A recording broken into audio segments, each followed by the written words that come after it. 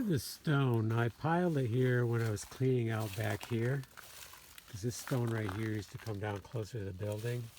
And you can see it continues to fall down, so I have some more stone I can use. And when I was cleaning this out, moving the bank back so we don't get the damage against the building, I kept putting stone over here and kind of made like a, just started putting them there, and then it kind of turned into this cool round effect. So I just went with it and kept adding them on. So now I would like to add a granite top. So I thought about just getting one big one and putting it on here, but now I'm thinking I'm going to put a few smaller ones. This is some Zupatino to get the first layer, and then bring up a bigger one is what I'm thinking now.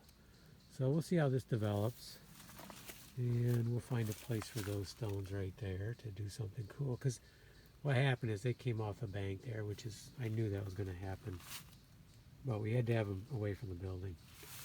Okay, so there's a little side project, and it'll match my other benches here next to the wood shop, which are very handy at times, but probably more importantly, they look really cool.